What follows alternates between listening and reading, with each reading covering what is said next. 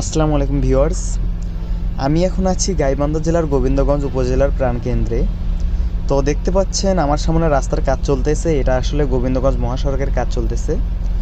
তো গোবিন্দগঞ্জ মহাসড়কটি নিয়ে আসলে কি বলবো, একটা সময় এটা এতটাই সরু ছিল, এতটাই চিকন ছিল যে এখানে অনর্গল জাম লেগেই থাকতো, ঘন্টার পর ঘন্টা মানুষকে জামের ভোগান্তি ভুগতে হইতো।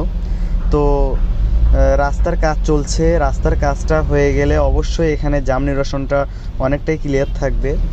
তো মোটামুটি বিমগুলো দূরত্ব বেশি হওয়ায় এগুলোর মাঝে চিকন চিকন আরেকগুলো বিম ঢুকিয়ে দুই বিমের আসলে সংযোগ স্থাপন করা হচ্ছে। তো এখন আসলে সেটাই চলছে, দেখেন অন্য একটা বিম ঢুকায়া দুই বিমের সংযোগ স্থাপন করা হবে।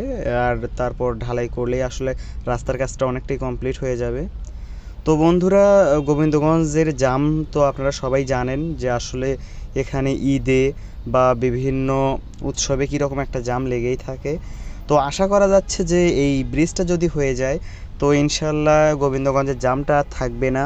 মানুষ অনেক সুন্দরভাবে বাসাতে বা বিভিন্ন জায়গায় যাতায়াত করতে পারবে। তো গোবিন্দগঞ্জের কাজ নিয়ে আপনারা কতটা খুশি অবশ্যই কমেন্টে জানাবেন। আর আমার মনে হয় যে যে ড্রাইভার ভাইরা আছে আমাদের, তারা অবশ্যই এই গোবিন্দগঞ্জের কাজটা হয়ে গেলে অনেক খুশি থাকবে, কারণ তখন তাদেরকে আর জামের চিন্তা করা লাগবে না। আসলে সবাই জানে যে কোথাও জাম না থাকলেও গোবিন্দগঞ্জে জাম থাকবেই।